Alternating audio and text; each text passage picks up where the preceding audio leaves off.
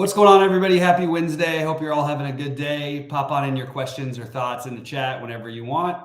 We're going to talk through this slate. I'm really happy it's February because I could not catch a break to save my life in January. So it's time, at least not in NBA. In NFL, it was fine. It's time to get into it. We're going to go through it. We'll be here for 25 to 30 minutes, depending on how much interaction we've got going on. But I redid my core plays for those of you who are members of the site.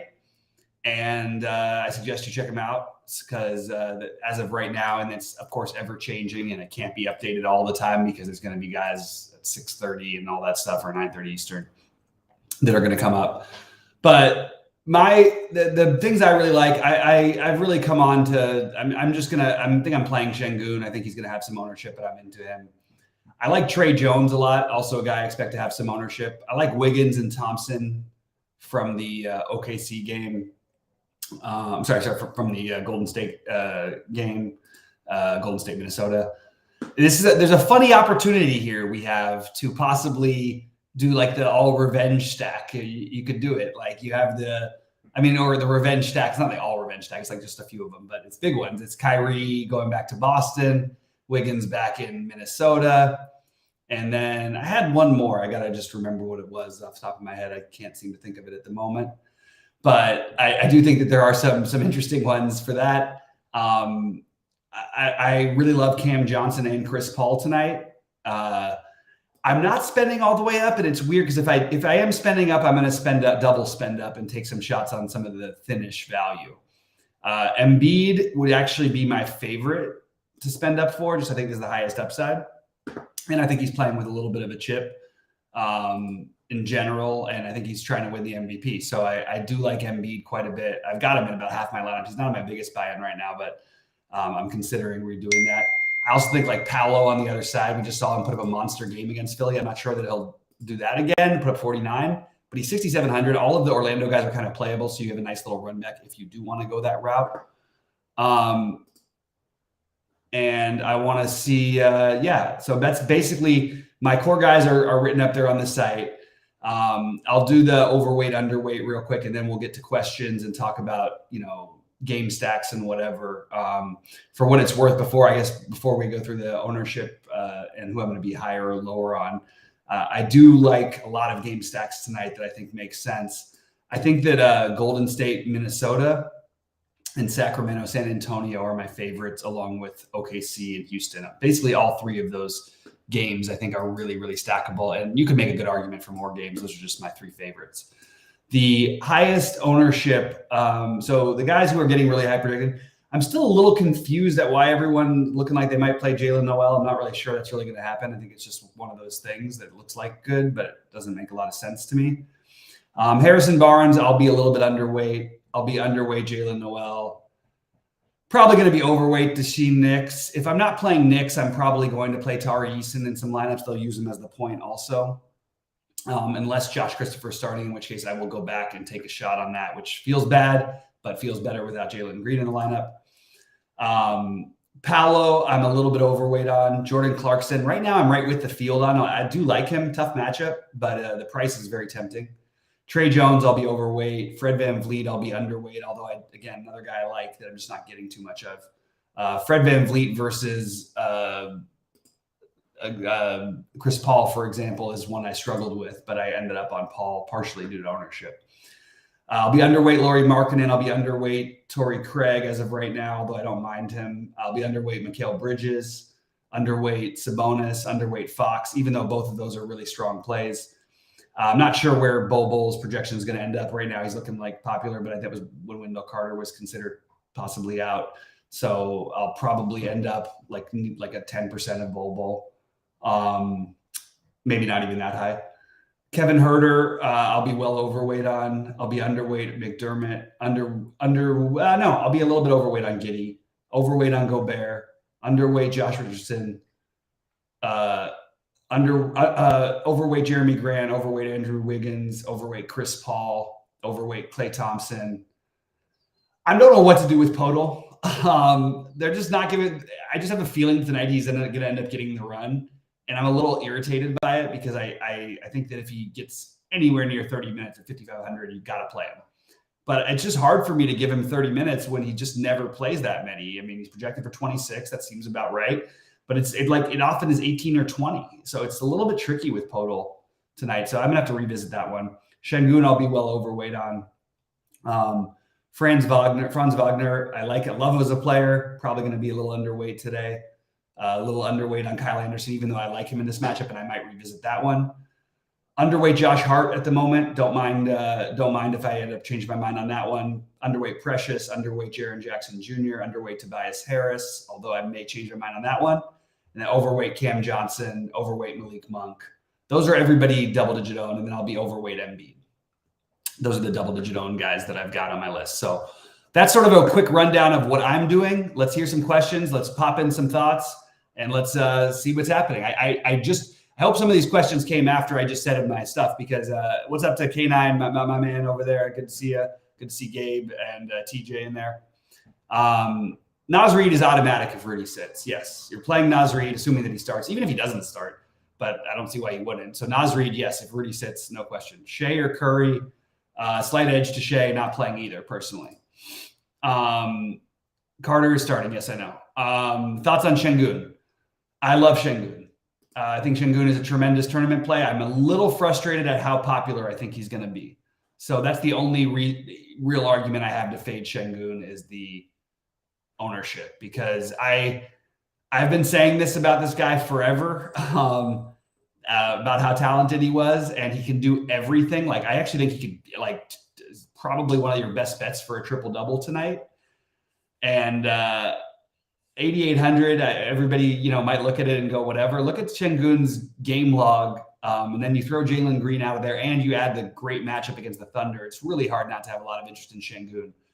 By the way, a value that no one's really talked about because he's not projecting that well is Jalen Williams, with Jalen with a Y on the other side. I think that he's kind of interesting too, because I do think they're going to try to match a little more size, even though they like to go smaller.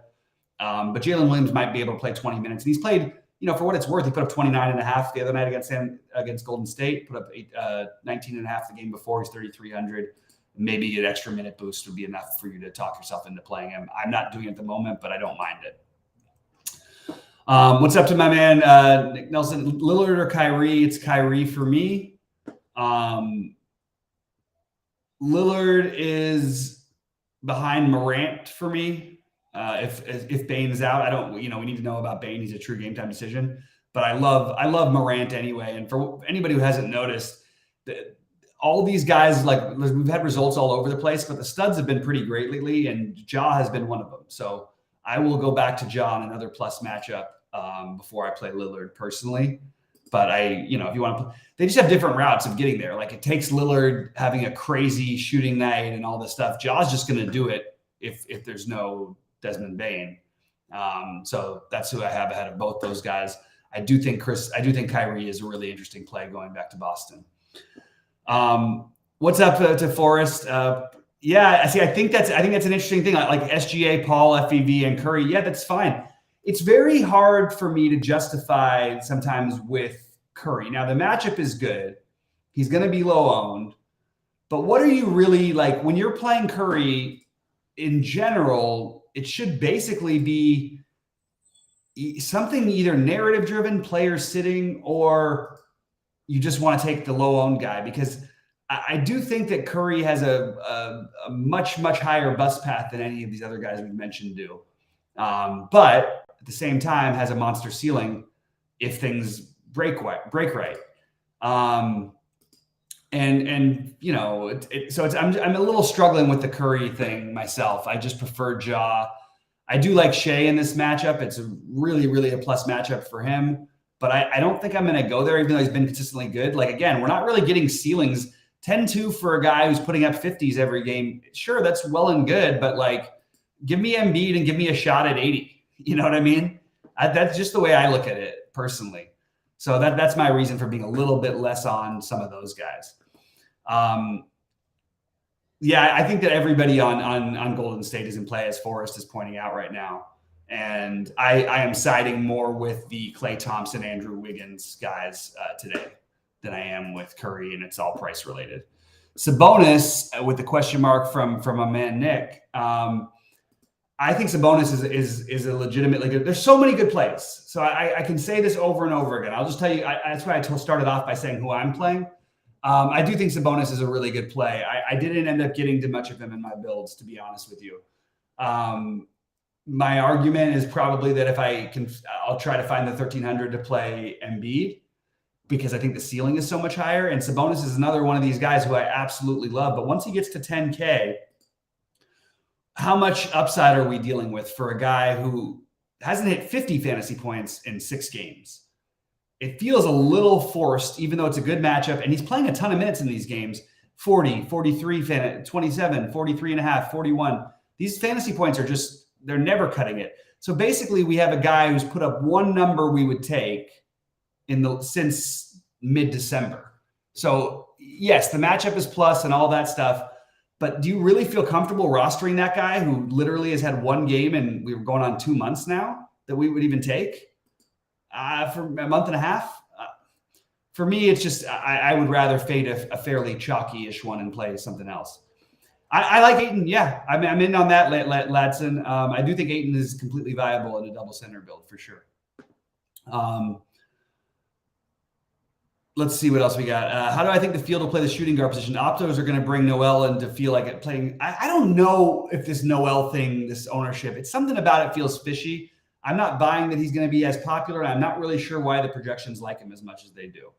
So Daishen Nix would be the better play if he's starting.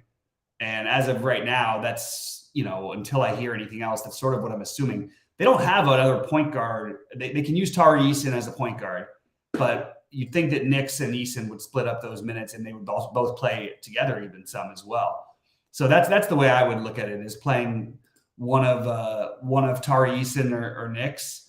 Tari Eason's been really good and does take over a lot of the handling responsibilities. He's also an excellent rebounder, and his usage has been 30 a couple games ago, 22 the last game.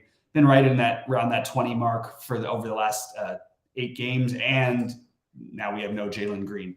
So I would be trying to get one of those two guys in. Tari Eason, obviously just power forward eligible on DraftKings, but they actually do run some of the offense through him. Jae'Sean Tate is another one they use for offense for point guard as well. So it's really whoever starts between these guys is probably my default, but I don't mind any of them regardless of whether they start or not between Eason, Tate, and Nix. And I know Eason's a big guy, but I'm just saying as a guy who you can actually run some offense through, who can try and score for you, he's going to take over some of that role, because none of these other guys, even Eason's not a ball handler, only Tate and Nix are. Eric Gordon, you could argue, but his point guard days are a little bit behind him. And his price has made him unplayable, which is too bad, because if he was back in this 3K range and no one wanted to play him, I would be all over that. Jae'Sean Tate can run point. Yes, absolutely, Forrest. I don't think Brogdon is even relevant. So I didn't even look at Let me see what his price is. I don't see why he would be particularly his minutes have been really good.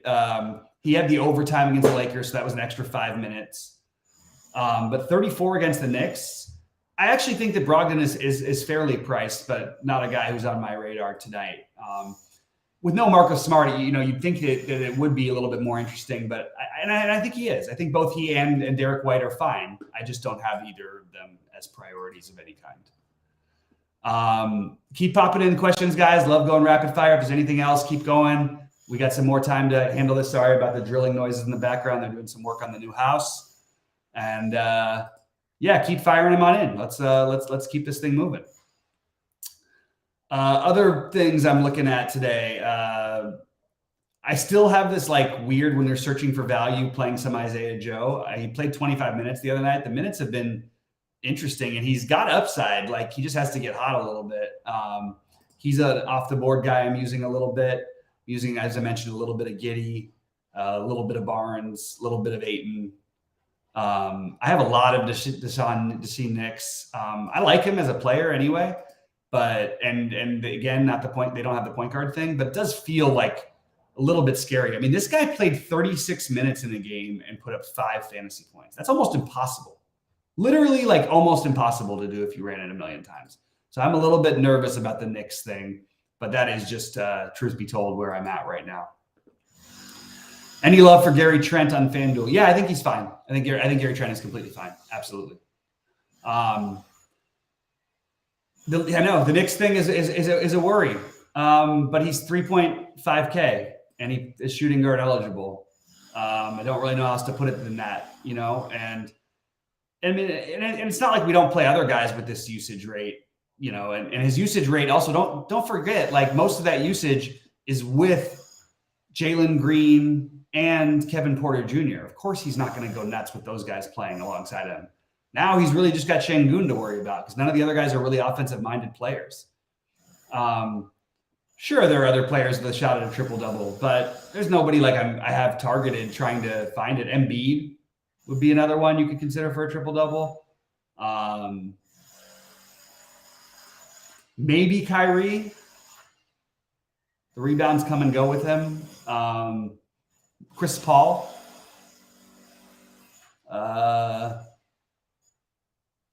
Those are mostly the ones I've got.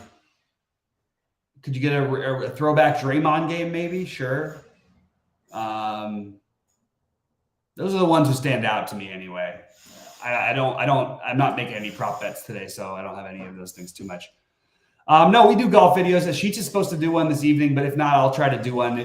The golf slates have been just atrocious, and then last week we forgot that it was Wednesday, not Thursday start, so we were supposed to record and then we didn't. But we will start doing. We'll make sure to have golf videos for you, and if there isn't one out tonight, I certainly will have my core plays and all that stuff done. So you'll have an idea of what we're doing with the slate. But I haven't been as interested in golf since the live stuff because it sort of threw off all of the way I was ranking players.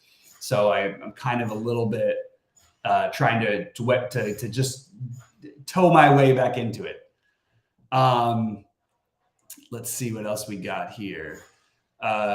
Corey Kispert, but Corey Kispert, yeah, exactly, without those guys. But yeah. Anyway, Corey Kispert is obviously he's just mentioning that there's a similar type of usage rate. Yeah, neither of them very fun.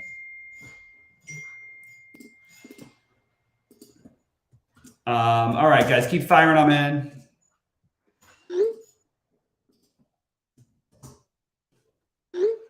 Let's see what else we got in here.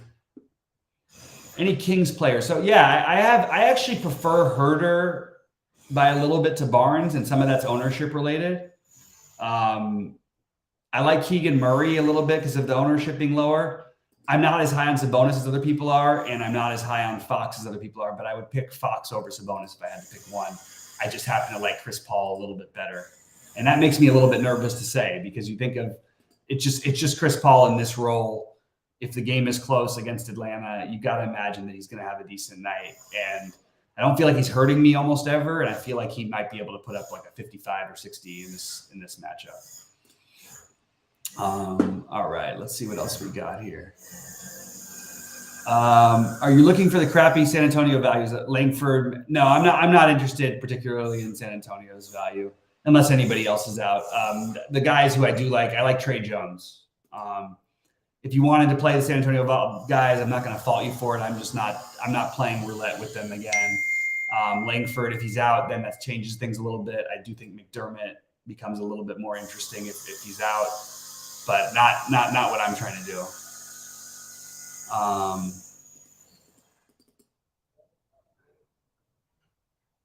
Let's see. And all right. All right.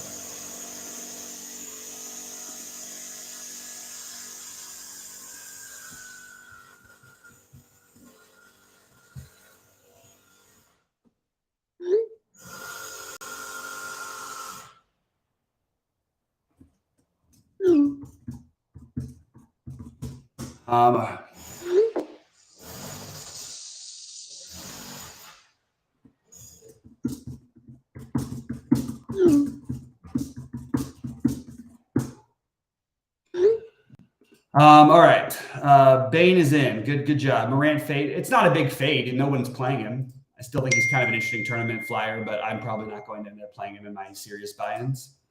But I think he's fine. I still think Morant is completely fine for what it's worth. I just don't think it's as much. Is Bridges trustworthy? No. Mikal Bridges is a guy who, like, you can't rely on the fantasy production because there's so many other factors that come into play with it. But I do think that he's got the upside to justify his price. I just don't want to play him as a chalky play. Good question, though. I don't know how to answer that question, MJ. MJ, I love, but I don't know how to answer what's the late news, if any. I don't know. Like, this is the NBA. I'm not going to, like, you know what I mean? There's not like a specific, like, speculative spot that I'm, like, sure of or anything. But I'm sure that, as usual, on a 9-game slate, there's going to be some. Let's see. I think I've answered most of those things.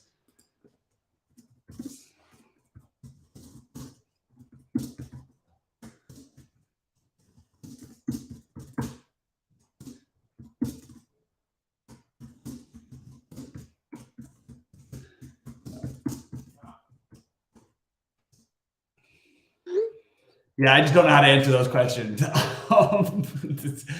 They throw me completely. Like, I don't know. I don't know how to answer who's the late game stuff. All right. I think a favorite center on FanDuel. Hated FanDuel's tournament options as usual today. Let's see who I would have at center on FanDuel. And I guess it's going to be pretty similar to what I would have on DraftKings. I think Sabonis is a better play over there. Oh, Şengün. It's Şengün for me. For what it's worth, I have Şengün as a better play than Sabonis straight up tonight. Now, that doesn't mean that, like, I don't think it's right for a median score. I think Şengün gets 60 as often as Sabonis gets 60 here. Maybe more often. And he's a lot cheaper. So maybe that gives you things.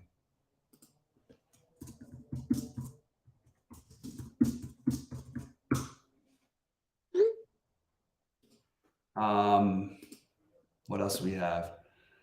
Yeah, Precious is interesting. They've shown that they're going to start him and stick with him. It's I like the matchup and the pace for him. I like him. I didn't get to him a bunch, but I'm totally fine with him. I think he's a legitimately good play. I'm just not playing much of him. FVV and Barnes, I think, are both really, really good tournament plays. I'm siding with Chris Paul over FVV, and I never do that. When I play Chris Paul, things tend to go very well, so I'm hoping that sticks tonight because as of right now, he's my main lineup. Trae Young, no, not for me. Exactly. Like, you want to target the Raptors and the Knicks. It's just what Ladson's saying. Like, because those minutes, you just can't find them elsewhere. And all you can ask for is a shot. If your guy has a bad game and screws you over, okay, that's it. You move on, you play the next slate.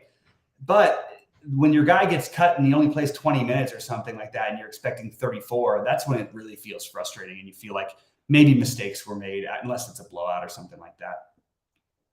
James Harden is fine. I would rather just find a way to play Embiid, but I'm totally fine with Harden. Vanderbilt Flyer, not for me. What else do we have here? I